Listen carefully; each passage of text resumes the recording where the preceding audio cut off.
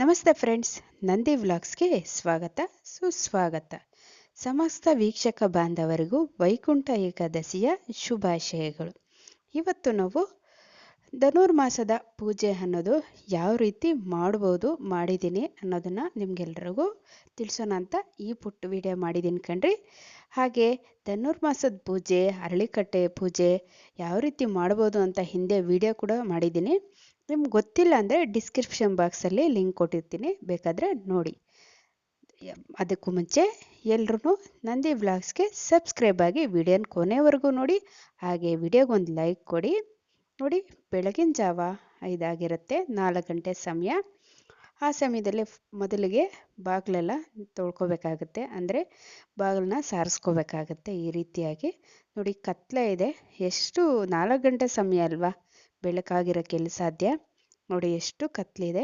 ಆ ಕಾರಣದಿಂದಾಗಿ ನಾನು ಆಚೆಯಿಂದ ಒಳಗಡೆಯಿಂದಾನೇ ನೀರು ಹಾಕಿ ಈ ರೀತಿ ರಂಗೋಲೆ ಹಾಕಿದ್ದೀನಿ. ಪುಟ್ಟದಾಗಿ ಹಾಕಿದ್ದೀನಿ ಕಣ್ರಿ, ಕತ್ಲ ಬೇರೆ ಅಲ್ವಾ, ಆ ಕಾರಣಕ್ಕಾಗಿ ಈ ರೀತಿಯಾಗಿ ಪುಟ್ಟದಾಗಿ ರಂಗೋಲಿ ಹಾಕಿದ್ದೀನಿ. ನಿಮ್ಗೆ ಎಷ್ಟು ಮಾತ್ರ ಕಾಣ್ತಾ ಇದೆಯೋ ಗೊತ್ತಿಲ್ಲ, ಸುಮಾರಿಗೆ ಕಾಣ್ತಾ ಇರೋದು ಅಂದ್ಕೊತೀನಿ. ಕತ್ಲಾದ ಕಾರಣದಿಂದ ಈ ಚಿಕ್ಕ ರಂಗೋಲಿ ಹಾಕಿದ್ದೀನಿ. ನೋಡ್ತಾ ಇದ್ದೀರಲ್ವ, ಬೆಳಗ್ಗೆ 4 ಗಂಟೆ ಸಮಯ ಇದಾಗಿರುತ್ತೆ. ಹಾಗೆ ಸ್ನಾನ ಮುಗಿಸಿ ಮತ್ತೆ ಮನೆಯೆಲ್ಲ ಒರೆಸಿದ್ದೆಲ್ಲ ಆದಮೇಲೆ ದೇವ್ರ ನೈವೇದ್ಯಕ್ಕೆ ಖಾರ ಪೊಂಗಲ್ ಮಾಡ್ಕೊಳೋಣ ಅಂತ 1 ಗ್ಲಾಸ್ ಅಳತೆಯಲ್ಲಿ ಅಕ್ಕಿ ತೊಗೊಂಡಿದ್ದೀನಿ. ಹಾಗೆ ಒಂದು ಬಟ್ಲಿಗೆ ಸೇರಿಸ್ಕೊತಾ ಇದ್ದೀನಿ.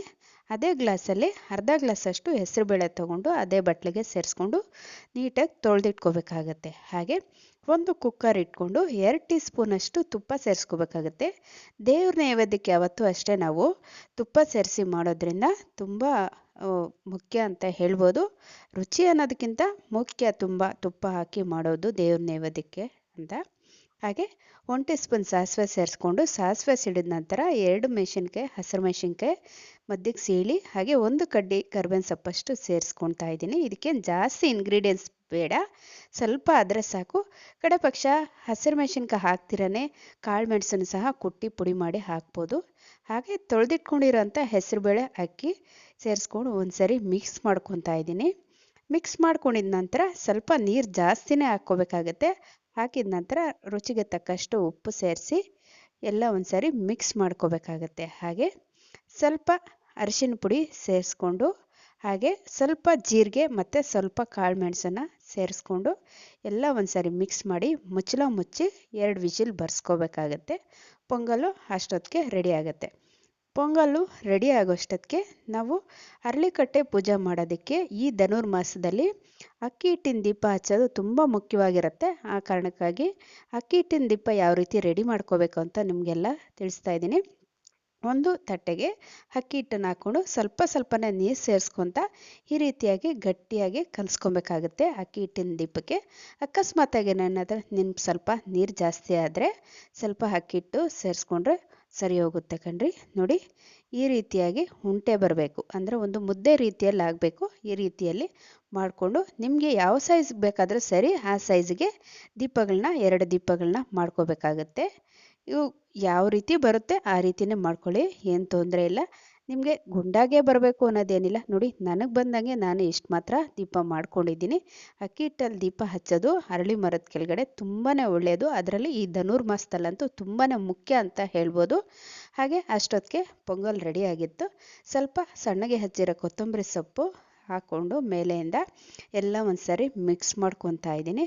ದೇವ್ರ ನೈವೇದ್ಯಕ್ಕೆಲ್ಲ ರೆಡಿ ಆಯಿತು. ಪೊಂಗಲ್ಲಂತೂ ತುಂಬ ಘಮ ಬರ್ತಾಯಿತ್ತು, ಯಾಕೆಂದರೆ ದೇವ್ರ ನೈವೇದ್ಯಕ್ಕೆ ಮಾಡಿರೋದು ಪ್ರಸಾದ ಅಲ್ವೇನ್ರಿ, ಆ ಕಾರಣಕ್ಕಾಗಿ ಚೆನ್ನಾಗೇ ಇರುತ್ತೆ.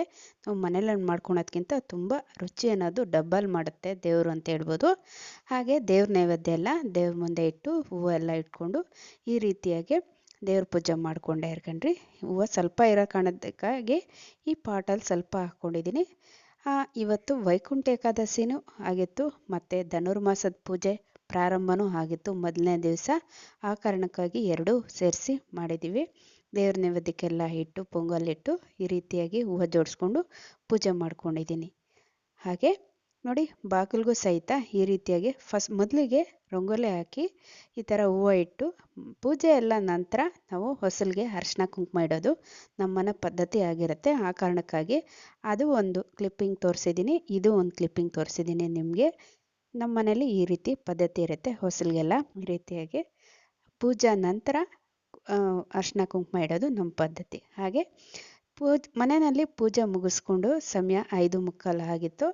ಅರಳಿಕಟ್ಟೆ ಹತ್ರ ಪೂಜೆ ಮಾಡ್ಕೊಬರೋಕ್ಕೆ ಅಂತ ಹೋದೆ. ನೋಡಿ, ಅರಳಿಕಟ್ಟೆ ಕೆಳಗಡೆ ಅಂದರೆ ಅರಳಿ ಮರದ ಕೆಳಗಡೆ ಇರೋ ಒಣಗಿರೋ ಅರಳಿ ಎಲೆ ತಗೊಂಡು ಆ ಅರಳಿ ಮರದ ಕೆಳಗಡೆ ಇಟ್ಟು ಮಾಡಿಟ್ಕೊಂಡಿರೋ ಅಂಥ ಅಕ್ಕಿ ಹಿಟ್ಟಿನ ದೀಪನೂ 2 ಇಟ್ಟು, ಹಾಗೆ ತುಪ್ಪದಲ್ಲಿ ಬತ್ತಿ ಹಾಕಿ, ಹಾಗೆ ಅರಿಶಿನ ಕುಂಕುಮ ಇಟ್ಟು ದೇವ್ರ ನೈವೇದ್ಯಕ್ಕೆ ಅಂತ ಪೊಂಗಲ್ ಮಾಡಿರೋಂಥ ಪೊಂಗಲ್ನ ಅದೇ ದೀಪದ ಹತ್ರ ಇಟ್ಟು ಈ ರೀತಿಯಾಗಿ ದೀಪ ಹಚ್ಚಿ ಕಡ್ಡಿ ಎಣಿಸಿ ಅರಳಿ ಮರ ಸುತ್ತುವಾಗ ಹೇಳ್ಕೊಳೋವಂಥ ಮಂತ್ರನ ಹೇಳ್ಕೊಂಡು 3 ಸುತ್ತ ಹಾಕಬೇಕಾಗತ್ತೆ, ಅಥವಾ 5 ಸುತ್ತಾದ್ರೂ ಹಾಕ್ಬೋದು. ನಾನು ಮಂತ್ರನ ನಿಮಗೆ ಲಾಸ್ಟ್ ವಿಡಿಯೋದಲ್ಲಿ ತಿಳಿಸಿದ್ದೀನಿ, ಬೇಕಾದರೆ ಒಂದ್ಸರಿ ಚೆಕ್ ಮಾಡಿ. ನಾನು ಆ ವಿಡಿಯೋ ಲಿಂಕ್ನ ಡಿಸ್ಕ್ರಿಪ್ಷನ್ ಬಾಕ್ಸಲ್ಲಿ ಕೊಟ್ಟಿರ್ತೀನಿ, ಬೇಕಾದ್ರೆ ಚೆಕ್ ಮಾಡಿ.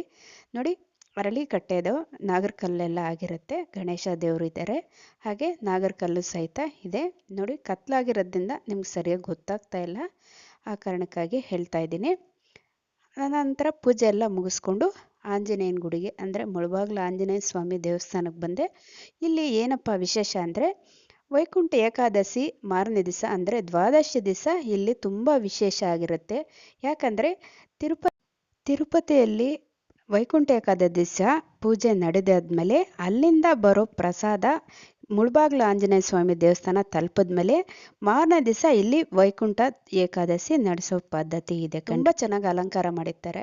ಈ ರೀತಿಯಾಗಿ ಕಬ್ಬಿನ ಅಲಂಕಾರ ಎಲ್ಲ ಕಂಬಗಳಿಗೆಲ್ಲ ಮಾಡಿದ್ದಾರೆ. ಹೂವಿನ ಅಲಂಕಾರ ಈ ಸಂಜೆ ಮಾಡ್ತಾರೆ, ಆ ಕಾರಣಕ್ಕಾಗಿ ಹೂವು ಕಾಣ್ತಾ ಇಲ್ಲ ನಿಮಗೆ. ನೋಡಿ ಎಷ್ಟು ಚೆನ್ನಾಗಿ ಡೆಕೋರೇಷನ್ ಮಾಡಿದ್ದಾರೆ. ದೇವಸ್ಥಾನ ಪೂರ್ತಿ ಕಬ್ಬಿನ ಅಲಂಕಾರ ಮಾಡಿರ್ತಾರೆ. ತುಂಬ ವಿಶೇಷವಾಗಿ ನಡೆಯುತ್ತೆ ಇಲ್ಲಿ ಮುಳಬಾಗಿಲು ಸ್ವಾಮಿ ಆಂಜನೇಯ ಸ್ವಾಮಿ ದೇವಸ್ಥಾನದಲ್ಲಿ. ದ್ವಾದಶಿ ದಿವಸ ನಡೆಯುತ್ತೆ. ಎಲ್ಲ ಕಡೆ ಏಕಾದಶಿ ದಿವಸ ಪೂಜೆ ಆದರೆ ಇಲ್ಲಿ ಮುಳಬಾಗಿಲು ಆಂಜನೇಯ ದೇವಸ್ಥಾನದಲ್ಲಿ ದ್ವಾದಶಿ ದಿವಸ ಪೂಜೆ ತುಂಬ ಗ್ರ್ಯಾಂಡಾಗಿ ಮಾಡ್ತಾರೆ. ತುಂಬ ಚೆನ್ನಾಗಿ ನಡೆಯುತ್ತೆ. ಹತ್ತಿರದಲ್ಲಿ ಯಾರನ್ನ ಇದ್ದರೆ ಬಂದು ಒಂದ್ಸರಿ ವಿಸಿಟ್ ಮಾಡಿ ಅಂತ ಹೇಳೋಕ್ಕೆ ಇಷ್ಟಪಡ್ತೀನಿ. ಹಾಗೆ ದೇವ್ರ ದರ್ಶನ ಎಲ್ಲ ನಂತರ ಧನುರ್ಮಾಸದಲ್ಲಿ 1 ತಿಂಗಳು ದೇವ್ರ ಪ್ರಸಾದ ಸಹಿತ ಇಲ್ಲಿ ಕೊಡ್ತಾರೆ. ಆ ಕಾರಣಕ್ಕಾಗಿ ಪೊಂಗಲ್ ಮಾಡಿದ್ರು ತೊಗೊಂಡಿದ್ದೆ ನಾನು. ನೋಡಿ, ಆಂಜನೇಯನ ದೇವಸ್ಥಾನದ ಆವರಣ ಇದಾಗಿರುತ್ತೆ.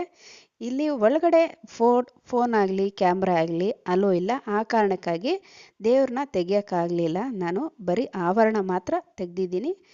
ನೋಡಿ, ಪೊಂಗಲ್ ಪ್ರಸಾದ ಆಗಿತ್ತು ಇವತ್ತಿನ ಪ್ರಸಾದ.